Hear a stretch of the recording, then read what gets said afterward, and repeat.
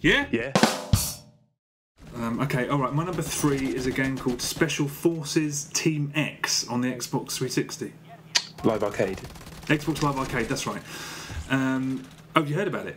This, I actually watched a YouTube video. Do you know that Total Biscuit fella? Oh, yeah.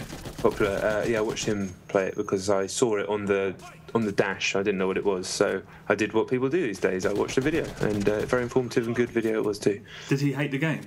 No, he liked it. Oh, good, because I've seen a lot of reviews in over the last, basically over the last 24 hours, and it's been getting quite a slating. I think it's a very, very good game. I mean, if you haven't seen it, I'd describe it as 1 part Borderlands, 2 parts Call of Duty, and 5 parts Gears of War. Broadly speaking, it's a Gears of War. There's many elements of Gears of War, but it's just a shooter. There's no chainsaws or sort of comedy. Actually, there are comedy assassinations. But the Borderlands aspect is just cosmetic. It's cel shaded. It looks really nice, and when you fire at people, digits fly out of them. The Call of Duty aspect is all about the ridiculously extensive customization options, and the way that everything's tied. XP unlocks levels unlock stuff you can use, weapons, etc. The only beef I have with it is, well, there are several things. It's not the fault of the game. I think the game is actually very good. I've played several games online and I really, really enjoyed them.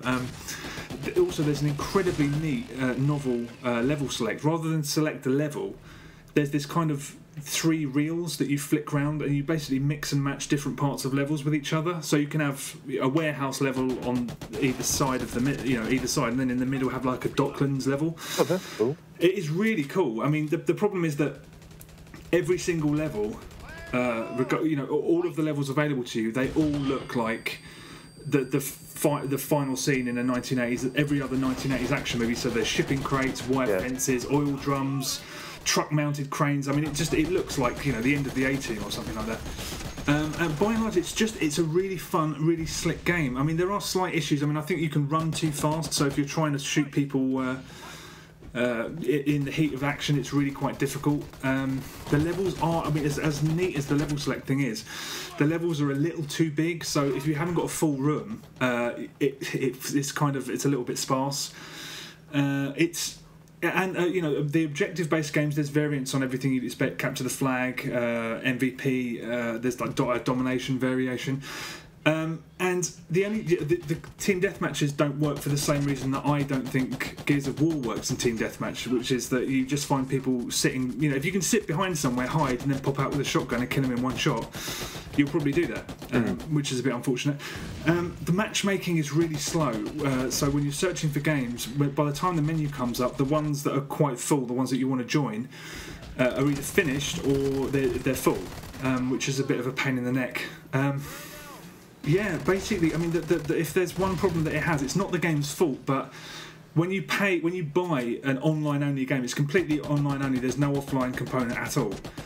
It's all about shelf life. If you're paying 1,200 Microsoft points for a game like this, you're gambling on how long there's going to be an audience for it. And it's like Hybrid. I really liked that game, but I mean, do you reckon anyone's still playing it now? Probably not. That's the problem. It's not the game's fault. And I like to think, if you've got friends, if that's the other thing. If you are still playing Call of Duty or Gears of War or Battlefield or anything vaguely similar to this is not better than them, so it's not quite enough to drag you away. It's not original. There's nothing original about it. It's just executed very, very nicely, and it's a shame because I'd like to sort of get me and some of my friends to get it, because after a while, once I got to about level 5 or 6, it really started to grab me, and I had a lot of fucking fun with it. It's difficult. A really good, really punchy little number, but you're gambling on the fact that there's going to be people there in 6 months, and there might not be. Yeah, that is the eternal problem with this sort of thing, especially on consoles. I think for some reason, I think on PC they tend to keep more of an active audience. That's just my perception. It's based on apps. Yeah, but I mean, that can be in a Steam sale in like 3 months, and that can sort of get people back on it if they've gone off. Yeah. It's a real shame because I'd love to big it up and say go and get it, but am I going to play it instead of Battlefield 3? No chance. And what, Battlefield 4? Exactly. Yeah. It's a shame though, because I'm just like they really pulled it off. It's from the guys that did Blacklight Tango Down and the other Blacklight game, whatever that was called.